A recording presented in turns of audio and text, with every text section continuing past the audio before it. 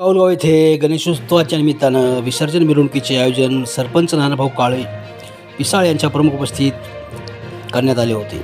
8 ते 10 गणेश मंडळाने यात आपला सहभाग नोंदवला होता. प्रत्येक गणेश मंडळाने आपली भारतीय संस्कृती जपण्याचे काम करत सुंदर देखावे सादर केले.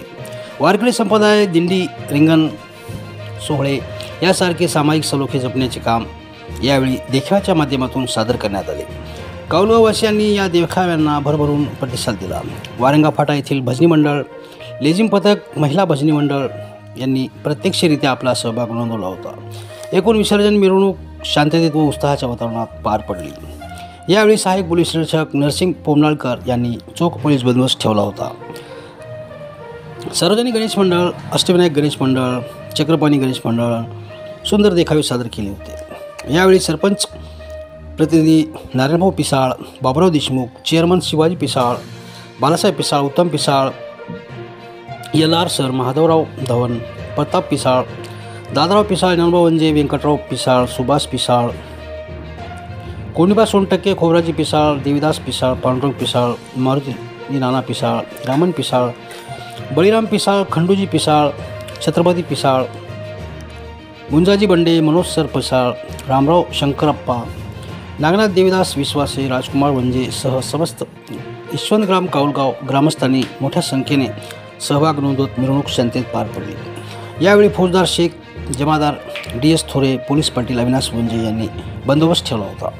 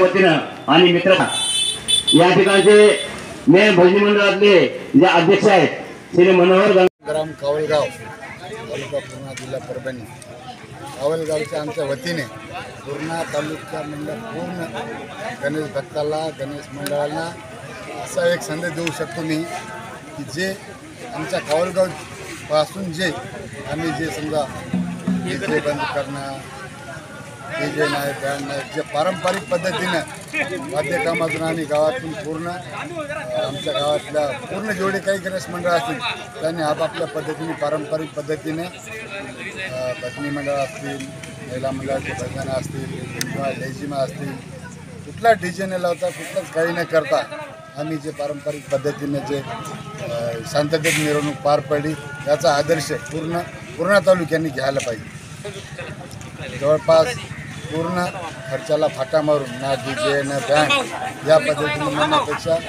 डीजे नाही काही नाही, खर्चाला खूप बचत झालेली आहे. तेच जर पैसे उरलेले आपण सार्वजनिक कामामध्ये लावले तर भविष्यामध्ये चांगला फायदा होईल. काय आवाहन करणार लोकांना? तर याच्यानंतर या डीजेमुळे बरेचसे लोकांना अटॅकचे प्रमाण वाढलेले आहे. तर त्या आवाजामुळे याच्यामुळे छातीमध्ये दगदग होण्याचा बरेचसे प्रकार. मागच्या वेळेस आमच्या इथल्या गणेश मंडळाने डीजे लावला होता तर आमच्या इथल्या कापड दुकानाचे पूर्ण असं ते काचं फुटून गेले होते. त्यामुळं आम्ही यावेळेस असा पूर्ण गावकऱ्यांना आम्ही निर्णय केला की यावेळेस डीजे पुन्हाच लावायचे. त्याच्यानंतर भविष्यामध्ये साध्या पद्धतीने सर्वांनी अशा पद्धतीने गणेश